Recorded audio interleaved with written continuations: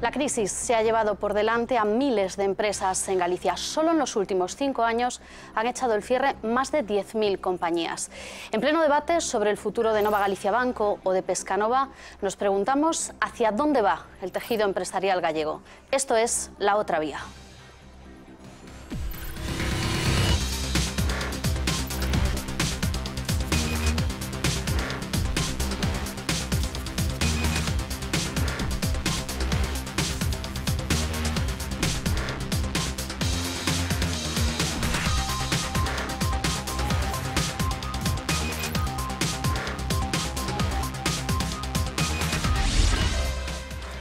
Bancos, empresas energéticas, sector lácteo, conserveras. Galicia empezó el siglo XXI perdiendo algunos de los nombres claves para entender qué somos, qué es nuestra economía. Nos preguntamos cuáles son los nombres que quedan, qué es lo que significan. Algunos se mantienen, otros los hemos perdido, pero preguntas como estas son algunas de las que vamos a tratar de responder a lo largo de los próximos minutos.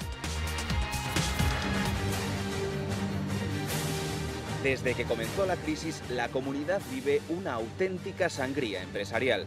Fadesa, Cuca, Fenosa, R, Audasa, Azcar, Banco Pastor, Banco Echeverría. La lista es interminable.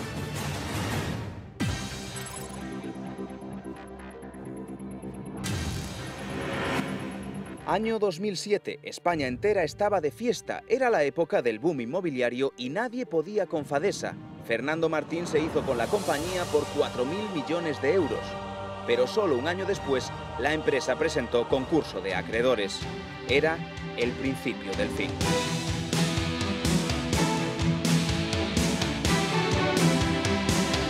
Galicia perdió definitivamente la gestión de la luz en el 2009, cuando Unión Fenosa fue vendida a la catalana Gas Natural.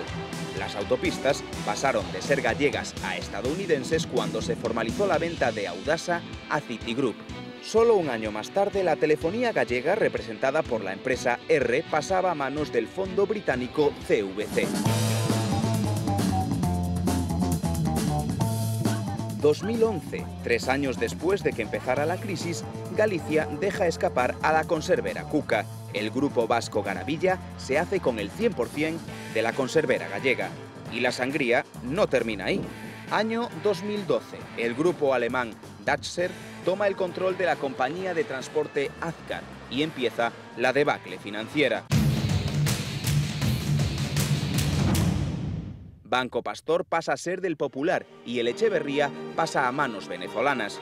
Una lista interminable de empresas que tendrán 2 nuevos capítulos este otoño. Pescanova, que acaba de cambiar de presidente, se juega su futuro. Mientras, Nova Galicia Banco será vendida. La duda es, ¿a quién?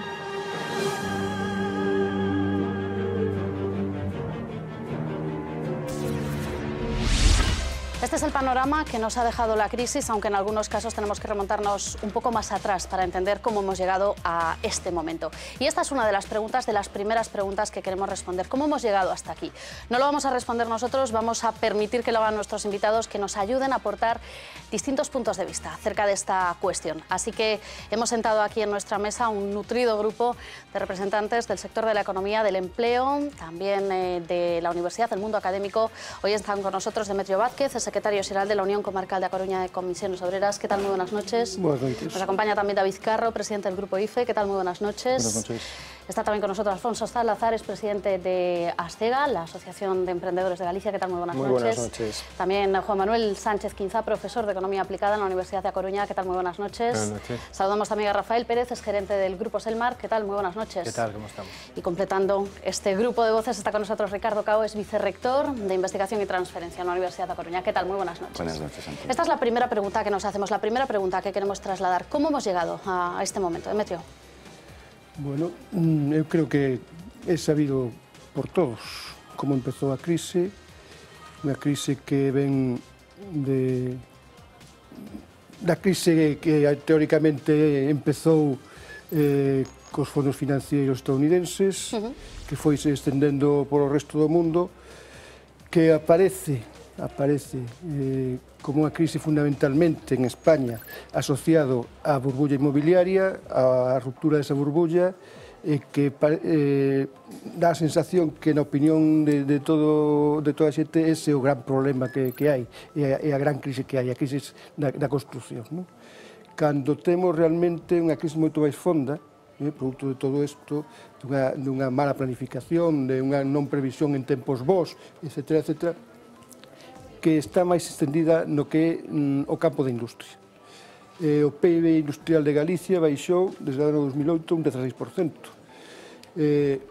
Eu, lóxicamente, como representante sindical, preocúpome fundamentalmente do tema do emprego, de como afecta aos traballadores e traballadoras, pois desde o segundo trimestre de 2008, que foi onde houve un momento de máis empregos industriais en Galicia, que estaban en torno a 221.000, pasamos en este segundo trimestre, ou no segundo trimestre do 2013, a 151.000. É dicir, perderonse 70.000 empregos industriais, empregos no sector industrial, que nos levan a noso país, a Galicia, a situacións aproximadas do anos 70, anos 80 do século pasado. Afectou a empresas grandes, a empresas pequenas, a empresas medianas, como ti dixeche antes, a milleiros de empresas que, salvo o sector que pastou un pouco máis estable, que foi o agroalimentario, que sufriu menos a cousa, o resto dos sectores industriais en Galicia todos tuveron algún problema en algún momento, e algúns deles moi fondos. Houve peches totais de empresas, houve deslocalizacións, houve traslados por cambios de propiedade, houve tamén, é certo, cambios de propiedade sin traslado, e mantendo aquí as sedes todo isto. Eu creo que a industria é a que xera no seu arredor multitud de actividade económica, moito máis que calquer outro sector económico, e a partir de aí é onde temos que analizar realmente cal é a situación e sobre todo as alternativas das que supoño falaremos máis tarde. De eso falaremos tamén. David. Estoy de acuerdo, yo creo que llevamos años incidiendo todos, ¿no?, en el diagnóstico sectorial, construcción, entorno financiero, una crisis que de global pasa a local, que acaba en el sector industrial, pero por no abundar en ello e intentando ir un poquito más allá, que con lo duro y largo que está siendo esto, pues ya va tocando, yo también incidiría en una lectura interna hacia la competitividad de nuestra economía y de nuestro tejido productivo. Probablemente muchas de las características de lo que estamos viviendo estos años, además de tener su origen en estas cuestiones, nos dan pistas sobre que debemos mejorar la competitividad, debemos mejorar el ecosistema en el cual nuestras empresas desarrollan su actividad, desde el punto de vista de la administración, desde el punto de vista de los agentes sociales, de la interlocución. Tenemos que dinamizar nuestra economía. Las crisis a veces, más allá de malas épocas, como está siendo esta, son oportunidades para recuperar posiciones relativas.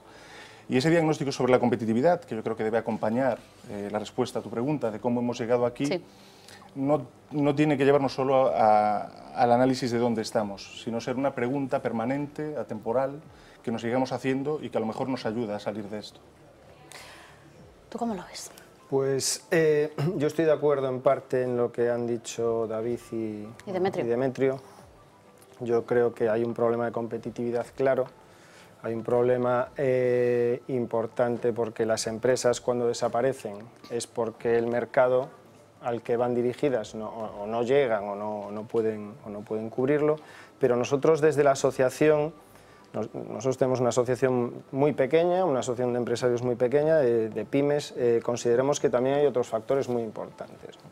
O sea, yo creo que desde las administraciones no se ha tenido sensibilidad en absoluto con el sector productivo, con lo que son las empresas, pero que a nivel social también la figura del empresario ha sido continuamente perseguida y machacada. O sea, el empresario en este país durante muchos años ha sido el enemigo a batir por administraciones, sindicatos y muchas otras partes de la sociedad. Nosotros obviamente sí es preocupante lo que ha pasado con tanta gran empresa, como antes poníais ahí, pero a nosotros lo que realmente nos preocupa es la desaparición, como tú también decías, de más de 10.000 empresas desde el año 2006, de pequeñas y medianas empresas, que al final son las que realmente generan empleo, porque son las que estamos generando el 90% de los puestos de trabajo, de un puesto de trabajo que nosotros consideramos que es de mucha más calidad que el que generan las grandes empresas.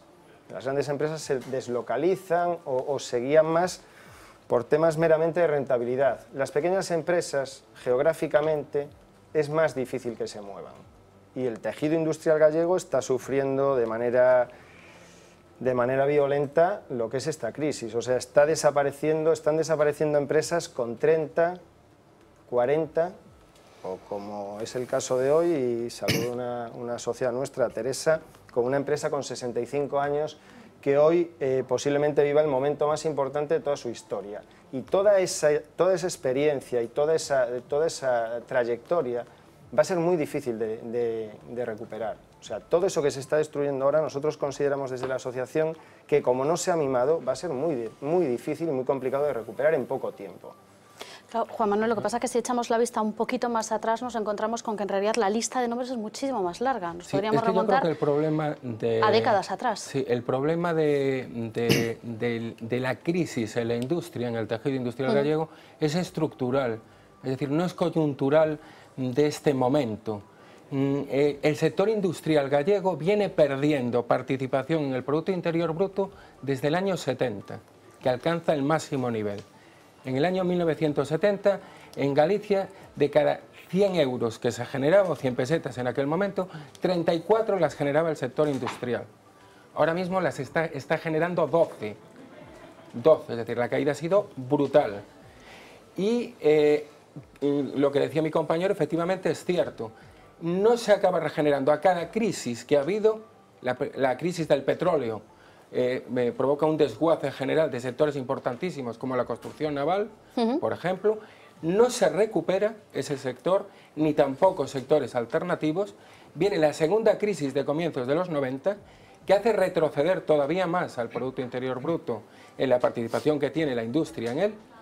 Y por último, esta crisis que todavía ahonda más la situación. El problema está que tenemos que volver a la economía real, acabar con la economía financiera y con la economía de casino que se ha instalado en el mundo. Entonces, mientras la economía real no vuelva a ser el centro de la economía, pues la solución va a ser difícil. Y eso está ocurriendo no en España, en otros países mucho más importantes que España, como es el caso de Gran Bretaña. Gran Bretaña, Margaret Thatcher sustituyó el sector industrial por el sector financiero y desapareció prácticamente. Sin embargo, Alemania no ha hecho eso. O Chequia, por ejemplo. En Chequia, el 25% del Producto Interior Bruto está generado por el sector industrial.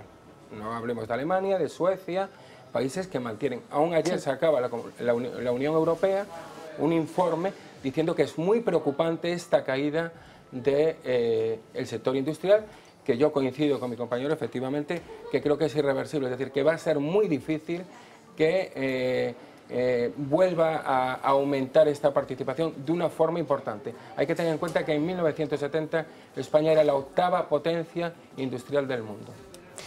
Claro, y aquí nos preguntamos también desde un sector como el textil, Rafael, al que representa en este caso el grupo Selmark, ¿esto cómo se ve? Porque normalmente cuando hablamos de sector textil en Galicia pensamos que la cosa tan mal no va. Quizás tirada por un gigante como Inditex, claro, habría que pensar en el pez grande y los pequeñitos. Yo voy a hablar de los pequeñitos. Venga. El grande, él se basta solo para expresarse, no necesita de mí para hacerlo. A ver, hablabais de qué ha sido el detonante de esa caída. Evidentemente, nosotros hemos asistido, después del desplome del sector que tiraba del consumo en España, como la construcción, precisamente a la caída de ese consumo.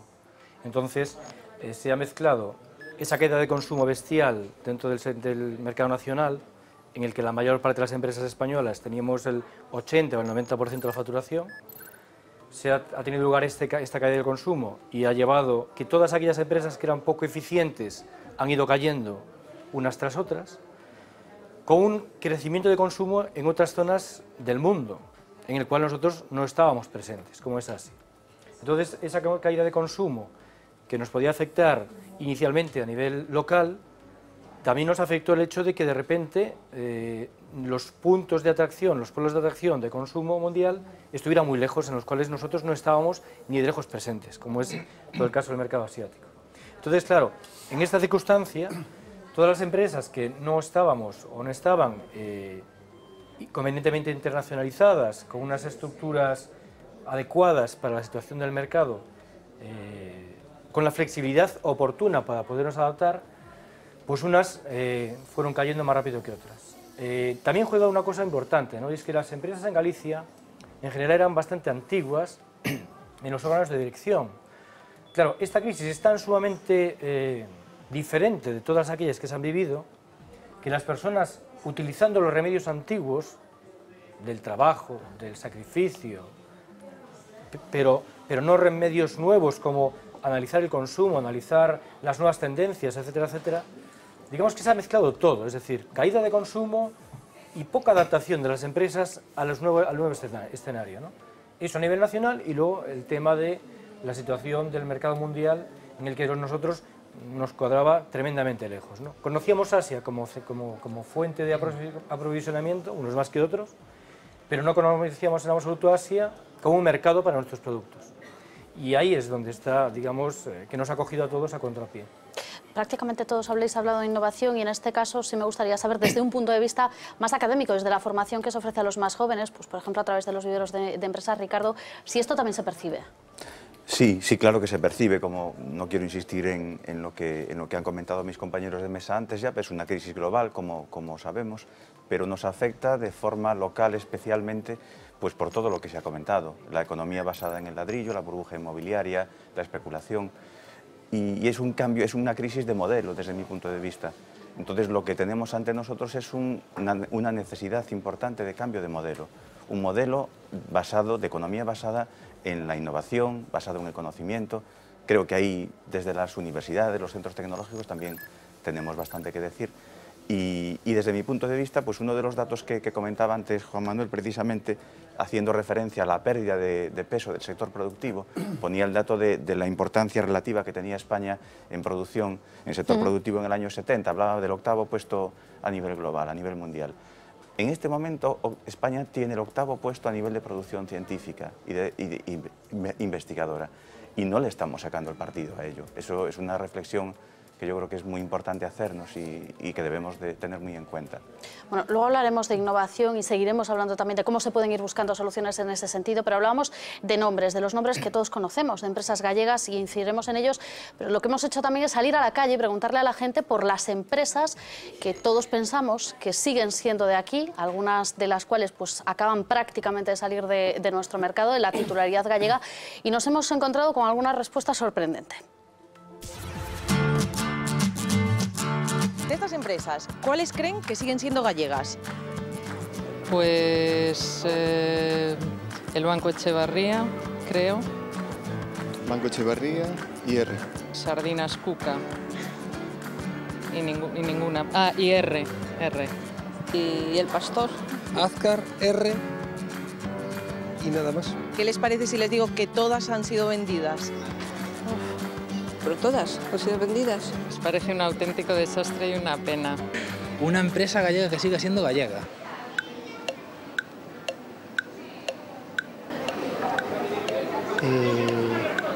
No sé.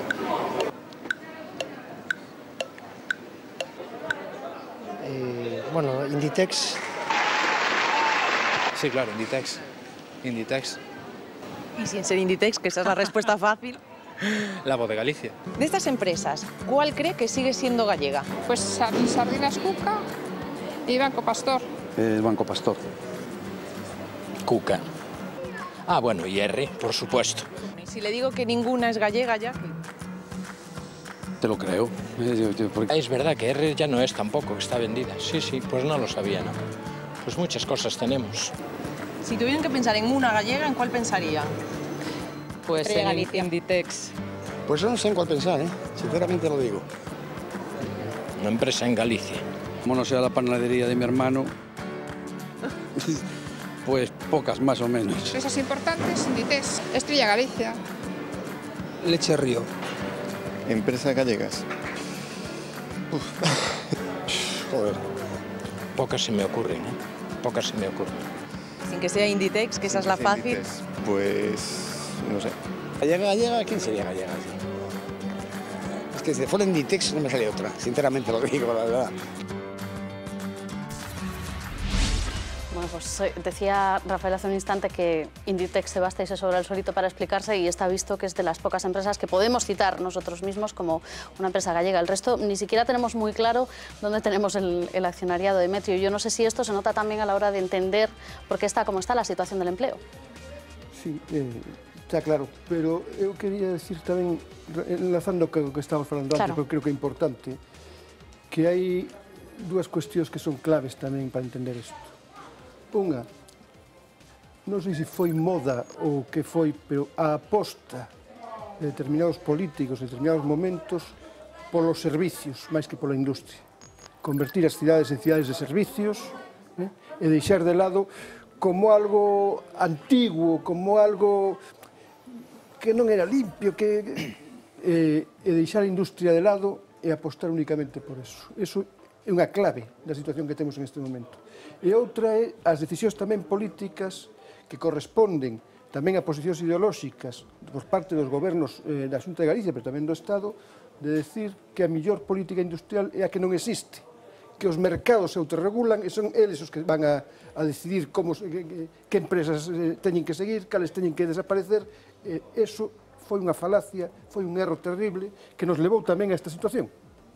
Porque eso é clave, porque o efecto arrastre que ten a industria sobre o sector dos transportes, sobre o sector do I+D, sobre toda unha serie de sectores, é importantísimo para desenvolver a economía dunha zona, pero tamén en sentido negativo. O feito de despreciar a industria, deixar que marche, e deixar que vaya para outros sitios por cuestións de costes económicos ou os efectos e as intencións que se teñan en ese momento, tamén leva ese arrastre que fai desaparecer toda a industria auxiliar e toda a industria e todos os servicios e todos os transportes, todo isto que tiña ao seu arredor. E iso é clave, é dicir, apostar en falso polos servicios, non complementarios da industria, sino en lugar da industria, porque era máis moderno, porque envelhecía máis o entorno, e tamén o non levar unha política real industrial, de deixar que o mercado se autorregulara. Eso foi un erro que nos levou tamén a esta situación. Claro, esto también quería plantearlo al resto de la mesa, si es una cuestión también de no saber cuál es la política industrial, la política empresarial, lo que queremos que sea nuestro mapa y nuestro tejido empresarial e industrial en Galicia. Sin duda hay un déficit de planificación o de planteamiento general, pero yo incido en lo que decía antes, ¿no? Es verdad, hacia arriba tenemos que echar la pelota y decir, oye, los políticos podían haber hecho otras cosas, pero como sociedad civil también debemos mirarnos, como agentes individuales y colectivos. Un poco concatenando alguna de las cosas que expresabais, yo creo que tenemos que concretar discurso para avanzar. Es decir, necesitamos concretar las cosas. Hablamos de innovación y a mí me gustaría que la persona a pie de calle sepa qué es la innovación.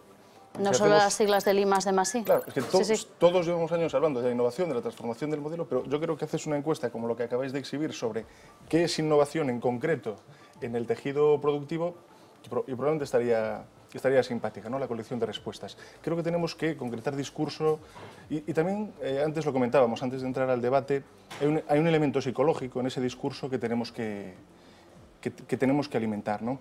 Antes, Juan Manuel, dijiste dos cosas que me encantaron y luego al final se me cayó un poco el ánimo porque dijiste que esto es un problema estructural, que yo creo que hay que ser conscientes. Es decir, a veces siempre hablamos de las bondades de nuestro territorio, de nuestra sociedad, para ocultar que hay un problema estructural, que yo comparto ese diagnóstico, ¿no? Creo que es objetivo. Y al mismo tiempo decías recuperar la centralidad de la economía real frente a una economía ficticia, a una economía financiera. Lo comparto plenamente, ¿no? Pero luego también decías que va a ser difícil recuperar ese peso industrial. No sé si me cuento entre los más jóvenes de la mesa y quizás por eso voy a poner un elemento adicional de utopía, siempre detrás de Antía, por supuesto. Yo estuve hace poquito en China. Hablabas de Asia, Rafael.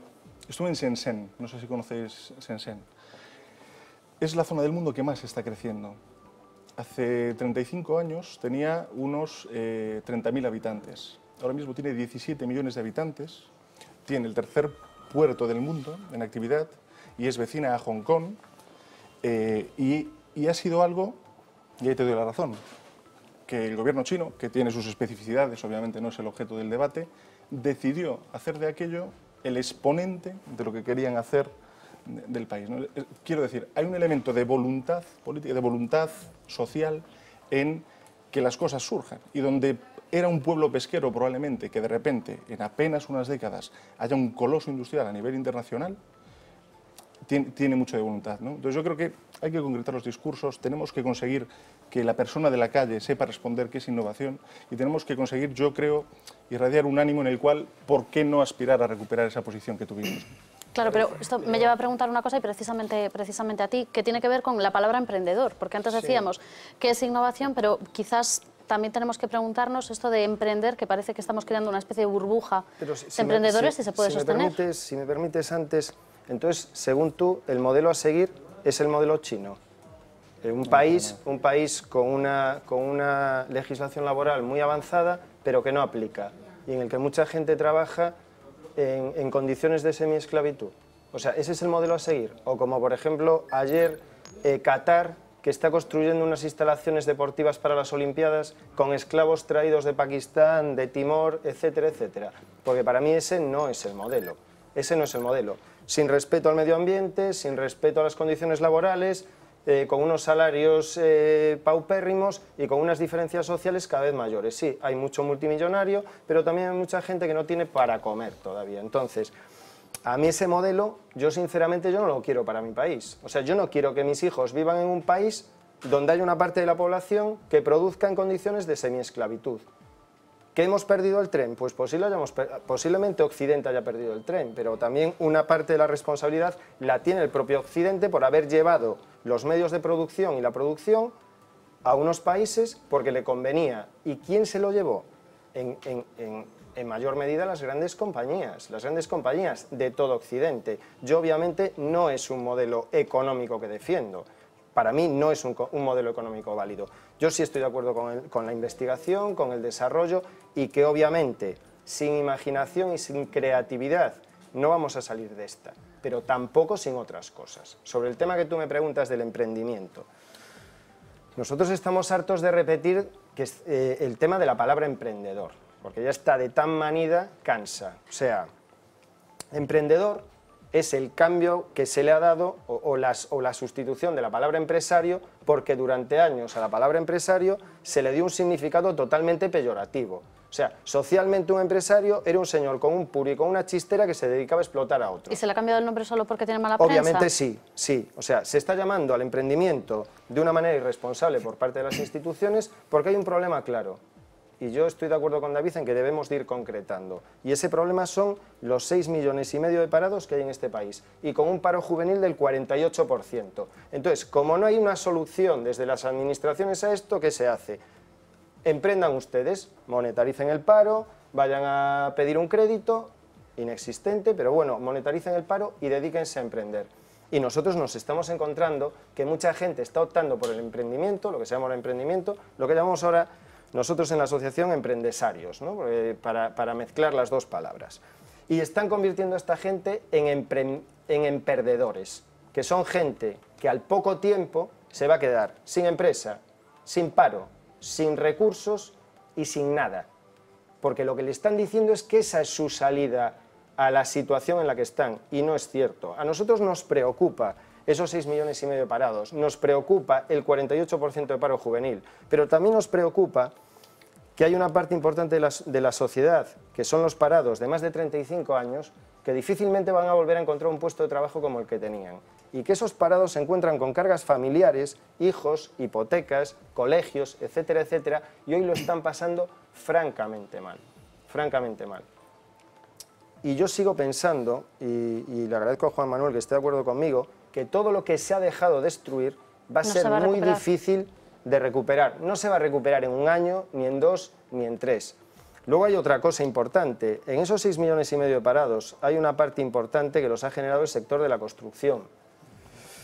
Es gente con baja cualificación para un trabajo que requiere de una mano de obra muy intensiva, pero muy poco cualificada. El sector de la construcción pasó de fabricar 250.000 viviendas en España a fabricar cerca de 1 millón de viviendas en España.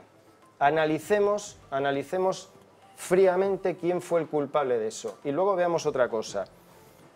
Se le achaca al sector de la construcción una parte importante de la crisis o una responsabilidad dentro de la crisis. hay un montón de sectores, como se ha ido viendo a lo largo de estos años en este país, que estaban tan endeudados o más que el sector de la construcción. Vamos a ver, Díaz Ferrán tenía una empresa que se dedicaba a los viajes, que tenía una deuda espectacular.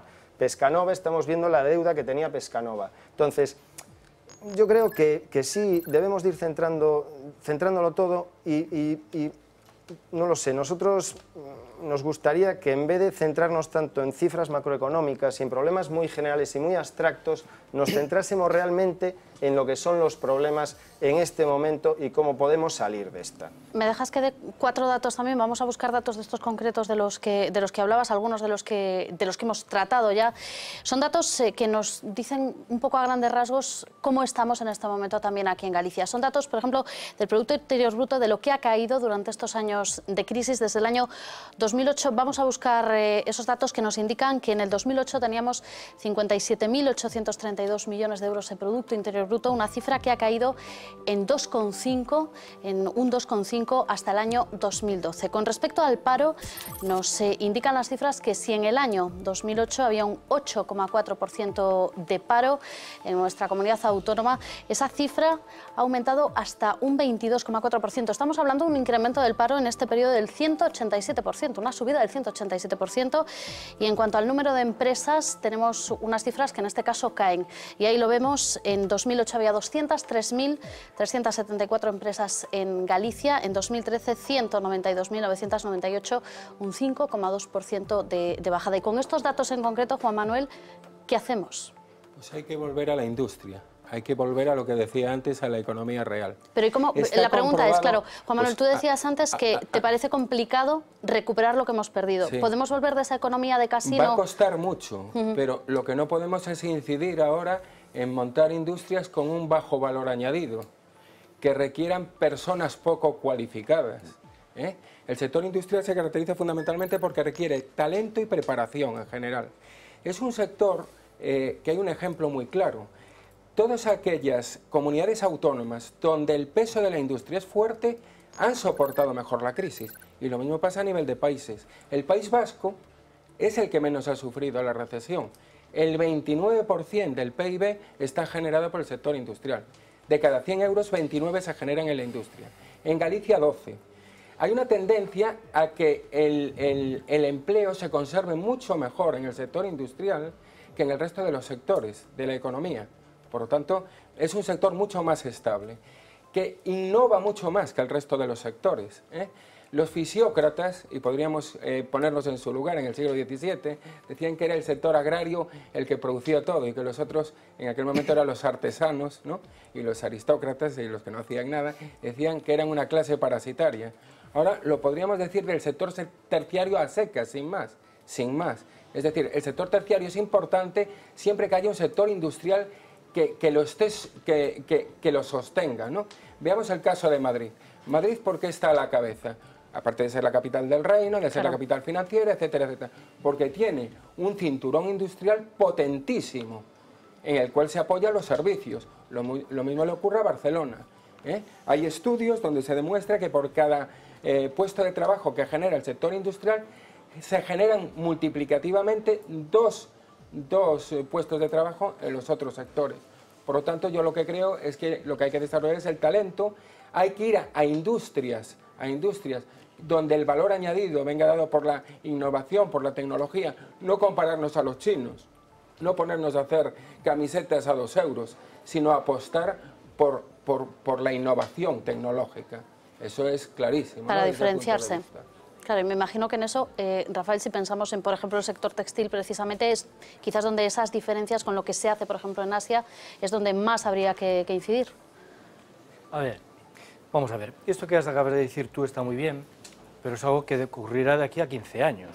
¿Y qué haces de aquí a 15 años con toda esa gente que está hoy en el paro de baja cualificación? A ver, está muy bien, siempre se habla en Galicia de lo bien que está el País Vasco a nivel industrial, pero ¿cuántos años lleva el País Vasco a nivel industrial desarrollado? 60. O sea, ¿y los vamos nosotros a hacer en 10 años? Yo creo que a veces se nos va un poquito el discurso en algo más de voluntad que algo real, ¿no? La situación es qué haces hoy con lo que tienes, que es mucha gente que ha salido del paro o que ha salido de la industria, de la construcción, de la industria naval, y que hay que darle trabajo. Y el problema está en que necesitamos respuestas ya, porque cada año está entrando gente de la universidad que se encuentra con que no tiene dónde ir. Entonces, yo intentaría aterrizar un poco en mis expectativas y ser mucho más comedido, en el sentido de que hay que intentar buscar empresas que tiren de la mano de obra que tenemos. Y luego, pues, de aquí a muchísimos años, cuando alguien quiera hacer las cosas mejor de lo que lo están haciendo los que hoy en día nos dirigen, pues a lo mejor conseguiremos que la gente tenga una cualificación mejor para hacer todo esto. Pero es que los centros de decisión, en todo caso, no están en Galicia, con lo cual va a ser muy complicado que en Galicia podamos generar una industria de alto valor añadido. Yo, por lo menos, lo pienso así, ¿no? Entonces, ¿dónde nos tenemos que centrar? En lo que tenemos más cerca, en aquellas necesidades que tiene nuestro entorno más próximo y cubrirlas con lo que tenemos. El sector textil es un sector de mano de obra dentro de las cualificaciones que puedan existir hoy en el mercado de bajo nivel, ¿no? No es equiparable a la construcción, que yo creo que es el más bajo de todos, pero a lo mejor es equiparable pues al naval, ¿no? Es decir, son sectores que tienen una cualificación que no exige muchos años de estudios. Pero claro, no tenemos consumo. Entonces el problema está en que tenemos que abrirnos fuera. Y ahora de repente hemos descubierto la exportación. Eso es un poco... yo creo que hay que ir mucho más a cosas mucho más sencillas. Es decir, la exportación requiere personas que sepan idiomas. Aún esta semana se decía que España es el tercer país en la Comunidad Europea por el bajo conocimiento de inglés. A ver, es que no tenemos nada, no tenemos camino andado. Entonces, claro, no nos vayamos a buscar empresas de alto valor añadido que no generan volumen de empleo, sino vayamos a empresas de volumen de personal cualificado o no cualificado y quizás de alto volumen de empleo. Y claro, ¿esto a qué nos lleva? Nos lleva a sectores como la agricultura, nos lleva a sectores como el textil, nos lleva a sectores como el naval. ¿Por qué ha caído el naval? ¿Tiene que ver el naval con la crisis de la construcción? Yo creo que no. Entonces, ¿por qué ha caído? Pues habrá que ver por qué ha caído el naval. Quizás porque las empresas navales tuvieron un problema con el tax list, pero también tuvieron un problema con que no fueron capaces de proyectarse fuera de España o fuera de la Comunidad Europea, donde además el mercado ha caído, porque no es una cuestión única y exclusivamente de España. Entonces, yo creo que a veces hay que ir un poco al sentido común, a lo que podemos hacer con lo que tenemos y no andar pensando en lo que podríamos y nos hubiera gustado tener, porque, entre otras cosas, los que dirigen hoy el país están muy lejos de la cualificación necesaria para poder sacar adelante la situación como la tenemos, muy lejos. A mí que nuestros presidentes, nuestros políticos no hablen idiomas, ya me hace rasgarme las vestiduras. Que muchos no tengan cualificación universitaria, que no tengan experiencia laboral, me parece chocante, cuando menos, ¿no? Entonces, claro, está todo un poco complicado, como para salir de repente al exterior y generar empleos y generar industria. Entonces, habrá que empezar a pensar, con lo poco que tenemos, ¿qué hacemos? Y yo creo que en ese sentido es, desde luego, apoyar lo que decías tú hace un rato, las empresas, las pocas que quedan en Galicia. Hay que apoyarlas. ¿De qué manera? No sé, pero me parece que habrá que empezar a pensar, primero en apoyar lo que tenemos, antes de ir a buscar lo que no tenemos, ¿eh? Y una vez que hayamos buscado esos apoyos, de la manera en que sea, no lo sé, yo ahora no me voy a poner aquí a hacer un análisis. Entonces habrá que pensar cuál es la siguiente etapa, que será generar otra industria. Pero me da la sensación de que no estamos haciendo ni lo primero ni lo segundo. Bueno, dejadme que le pregunte a Ricardo, en primer lugar, lo que antes decíamos, por centrar esto de la innovación o el I+D+I, ¿qué es exactamente? Y en segundo lugar, una cosa que tiene que ver con lo que estaba diciendo ahora Rafael, que es esa parte también de si lo que queremos es fortalecer lo que tenemos ahora, lo pequeño que tenemos ahora, como decía antes Alfonso, si la universidad está preparada también para eso, porque, Ricardo, es una de las cosas que se le achacan muchas veces a la formación superior, que está, digamos, lejos de la realidad, de la nuestra. Bueno, efectivamente, eso es una crítica habitual, digamos, que venía siendo más frecuente anteriormente. Se hizo un esfuerzo importante con la configuración de los grados, los nuevos grados universitarios, tratando de implicar al sector productivo, a la empresa, en cuanto a que esos planes de estudio sean cada vez más, digamos, adaptados a lo que se demanda también en el mercado laboral. Pero bueno, la universidad, dentro de sus tres funciones, la docencia, el formar profesionales, la investigación, tiene otro pilar importante, otra función importante, que es la transferencia, la innovación. La transferencia, diría yo, la innovación es consecuencia de la transferencia y a veces ni siquiera consecuencia de la transferencia. desde el punto de vista de la universidad, nosotros lo que creemos es que lo que es importante es, bueno, pensar globalmente, como decíamos antes, actuar localmente, como dice la famosa frase. En nuestro caso concreto, pongamos también datos concretos, casos concretos, como decía David y Alfonso también. Sectores industriales. Bueno, en Galicia tenemos, digamos, muy buenos profesionales en sectores incipientes, tecnológicos, nuevas tecnologías muy importantes. Por ejemplo, tecnologías de información y comunicaciones, biotecnología, por citar un par de ellos simplemente. Evidentemente son sectores en los que no nos supone, digamos, un hándicap estar donde estamos, en el Finisterre de España y de Europa, en el fondo. Tenemos además personas muy cualificadas. Hay cierto tejido productivo incipiente. Por ejemplo, tú ponías antes, me preguntabas el caso del vivero de empresas. En nuestro vivero de empresas, que es un vivero relativamente pequeño, la universidad no está entre sus funciones crear empresas, pero también pone un poco su granito de arena para ello. En nuestro vivero de empresas, la gran mayoría de ellas son empresas TIC, empresas de tecnología de información y comunicaciones, también empresas de genética, de biotecnología en general. Bueno, como siempre, las empresas, algunas van adelante, otras no. En el vivero pasan un tiempo, son asesoradas también por profesionales, digamos, en todos los aspectos que nosotros podemos poner también como apoyo. Y algunas de ellas tienen muy buenas perspectivas. De momento son empresas pequeñas. Claro. Bueno, sabéis que podéis matizar cosas que el resto de los invitados vayan diciendo. La construcción naval, que habría que ver las causas por las que cayó. Se sabe exactamente por qué cayó la construcción naval. La construcción naval cayó porque aparecieron los tigres asiáticos haciendo barcos baratísimos. Entonces, si siempre nosotros vamos a tener que competir a nivel de salarios, pues vamos a tener siempre salarios que acabar bajando los salarios, que haciendo una devaluación que va a incidir en el consumo y vamos a estar siempre en la misma envolvente. Yo me dedico al textil. Más competencia que tiene el textil no la tiene el naval. Ya, pero te quiero decir que ese fue el motivo por qué la construcción naval cayó en los años 60. Y los transatlánticos los están haciendo los franceses. Bueno, también nos encontramos con un caso, por ejemplo, de una embarcación que se acaba de construir en China y que se va a venir a modificar a Galicia, que también es quizás una cosa chiquitilla, pero va a suponer 5 meses de carga de trabajo para un astillero que se cae. Matices por este lado. Yo creo que se fue a lo fácil, sinceramente creo que se fue a lo fácil. Se especializó en naval, sí es cierto, pero quizás barcos fácilmente reproducibles en otras latitudes. Yo no entiendo para nada el tema, quizás me esté pasando y que esté hablando de más, seguro. Pero, desde luego, el textil es uno de los sectores que más rápidamente fue barrido del mapa por las exportaciones asiáticas, sin ningún tipo de contemplación por parte de las autoridades europeas. Desde luego, se perdió bastante más empleo en Galicia dentro del textil que dentro del sector de la construcción naval, y nadie nos vino a echar una mano.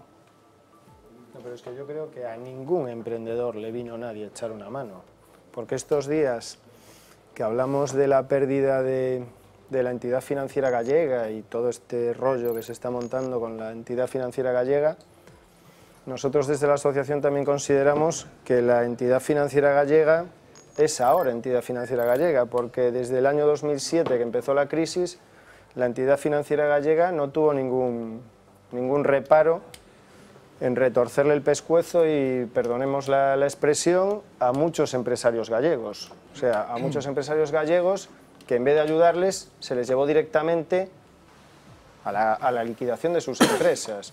Nosotros en la asociación tenemos muchísimos casos de gente a la que se le dio, como siempre en los momentos buenos, para la entidad, y de repente se le sacó cuando a la entidad le convino. Entonces, yo, como decía Rafael, como emprendedor, yo creo que emprendedores estamos David, él y yo en esta mesa, ¿no? Yo nunca me he sentido muy apoyado por nadie. Yo creo que además el emprendedor, o el empresario, como se llama. Perdona que te interrumpa, ni por las entidades financieras, sean o no gallegas, ni tampoco por las instituciones. No. O sea, vamos a ver, yo creo que, y ayer lo decíamos en una mesa redonda de esta casa, nosotros nos sentimos muchas veces como una vaca a la que se le va tirando hasta que se la deja sin leche, y no importa. O sea, hoy la administración, con la cara de Hacienda Somos Todos, está llevando a muchas empresas a donde las está llevando. O sea, no se negocia nada y las está llevando a donde se les está llevando. Yo por la administración, gracias a Dios, no he tenido mucha relación con la administración a nivel comercial, pero nosotros nos seguimos encontrando casos con la que está cayendo de licencias que tardan 18 meses, de papeleos interminables, de legislaciones que, como decimos nosotros, vamos, hay una diarrea legislativa en este país que mete miedo. O sea, llega un momento que ya no sabes ni por dónde andas. Nos dice gente que en algún tema de subvenciones llega un momento que desistes por la cantidad de papeles que tienes que estar entregando continuamente. Entonces, podemos pensar, como habéis dicho todos en esta mesa, que no se tuvo en cuenta pues, ciertas riquezas o ciertos sectores que eran pujantes dentro de la comunidad, pero tampoco se defendió a la pequeña empresa que había en la comunidad. O sea, se ha dejado caer todo lo que se ha dejado caer. A ver, tanto Demetrio como David querían matizar algo. Demetrio. Sí, bueno, primeiro non me resisto a contestar un pouco o que está dicindo Alfonso, porque parece que as grandes vítimas da crise son os empresarios. Eu creo que hai unhas vítimas moito máis serias que son os traballadores. Os 6 millóns de persoas que están sin traballo, centos de miles de familias que non teñen ingresos de ningún tipo, que este medrando a caridade como fórmula de solución destes problemas en vez de resposta que ten que ter a sociedade, e creo, é certo que hai empresarios, sobre todo pequenos empresarios, que foron vítimas tamén, e que están sufrindo, e que en moitos casos casi están en a mesma situación que os propios traballadores, porque son empresarios que traballan tamén, que teñen, incluso dependen deles outra xente, pero as vítimas non son os empresarios, e sobre todo os grandes empresarios. Os pequenos empresarios sí pode serlo, pero non se pode sinalizar os grandes... Espera un momentillo, que estou respondendo. Temos que poñer as cousas no seu sitio. É certo que hai sectores. Decía eu ao principio que todos os sectores industriais foron, excepto o alimentario que mantuvo un pouco a estabilidade, foron todos afectados. Pero se hai vítimas, somos os traballadores, fundamentalmente, os que estamos pagando a situación. Os que estamos sufrindo recortes de salarios, recortes de condicións de traballo, perdendo a capacidade de negociación colectiva e de negociar as nosas condicións. É dicir, todos somos vítimas, pero logo non son os empresarios os principais. Por lo demais, simplemente esa matización, esa contestación, que eu prefiro tampouco entrar en demasiados debates, pero eu creo que, ademais, todo o mundo ve, non o que estou dicindo eu. Sobre o que estábamos falando de concretar un pouco.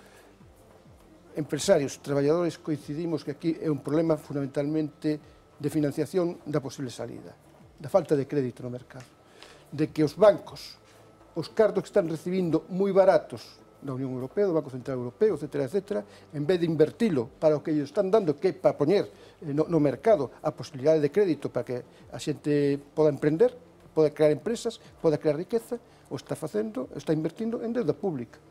Por qué? Porque están pagando máis cara a deuda pública, están os intereses que lles rentan máis, e, polo tanto, mentras as autoridades económicas europeas, esas que hai que non están moi claras que capacidade de autoridade teñen, e as autoridades económicas españolas non poñan orden e non exixan que se utilice o crédito barato que están obtendo as entidades financieras para poñelo no mercado e permitir emprender, pois logo vamos mal. Segundo, si deprimimos o consumo interno, si baixamos os salarios, si baixamos as pensións, si non damos... É dicir, en onde está a riqueza? Onde generamos a riqueza? É o movimento económico. Non está facendo. Hai que fazer todo o contrario. Dar capacidade de compra. A outra cuestión é, precisamente, como o consumo interno en España está deprimido, na Unión Europea tamén está en unha crisis profunda, está en recesión o conxunto da Unión, hai que buscar a internacionalización e a salida das empresas fora deste ámbito.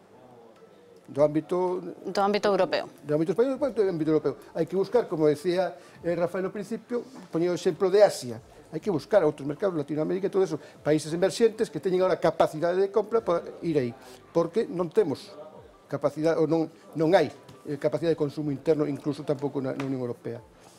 E logo, algo que é fundamental, o sector público ten que tirar da economía. E o sector público non está facendo ningún esforzo de tirar da economía. É o que ten que poñer en marcha todo isto. O capital privado non pode, porque non ten ese crédito, non ten esa capacidade. Quen ten capacidade de facelo son os poderes públicos, non solamente españoles ou galegos, senón tamén da Unión Europea. A Unión Europea ten que cambiar a súa política, o goberno español ten que cambiar a súa política e a Xunta de Galicia ten que cambiar a súa política. Vamos a tener que hacer una pequeña pausa. Quiero escuchar antes a David. Rafael ha pedido también la palabra, así que enseguida abrimos debate también por este lado, aunque Demetrio decía que tampoco se trataba de polemizar, sí se trata también, ¿eh? Ya sabéis que podéis interrumpir en el momento que queráis para ir aportando distintos... Claro, sobre ese tema concreto. David. No, simplemente decir, abundar en mi idea inicial de que creo que tenemos que profundizar, concretar y abundar en los mensajes, ¿no? Siempre estamos diagnosticando, siempre estamos diciendo el qué hay que hacer. Tú ahora dices, Demetrio, desde lo público hay que decir cómo, porque lo público, como lo privado, también está ahogado. Y a veces lo privado y lo público se ahogan mutuamente, ¿no? Entonces, decir el cómo es donde está el quid, ¿no? Y en ese sentido, un poco por el tema de China, entiendo que del ejemplo que puse, nadie de los que nos están oyendo estará interpretando que se está hablando de defender un modelo social o político, sino yo me he equivocado de mesa de debate. En todo caso, quería aclararlo por la intervención de Alfonso y sí reiterar que tenemos que fijarnos en lo que está sucediendo en el mundo. Antes hablaba alguien de internacionalización. Si no queremos hablar de China para no confundir debates, hablemos de Bogotá. ¿Qué está sucediendo en Bogotá en el ámbito del emprendimiento, en el ámbito de la innovación? Que tampoco es una economía muy desarrollada y sin desigualdades sociales, ¿eh? Me permito apuntar. Entonces, quiero decir, si concretamos el debate y no nos vamos a grandes juicios, lo que está sucediendo en el mundo y en esas economías emergentes, que tienen mucho que recuperar en lo social, por supuesto, como no nos fijemos en eso y no nos pongamos las pilas y solo miremos hacia lo que nuestra administración, nuestro pasado fue y demás, no vamos a recuperar jamás posiciones pasadas y la senda del crecimiento y la competitividad. Que reitero lo que dije al principio, la competitividad está en el epicentro de lo que nos está pasando.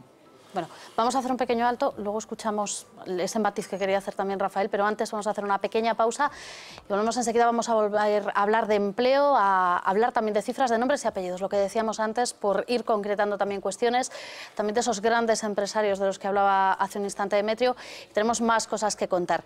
Iremos buscando esas otras respuestas, antes vamos a hacer un alto.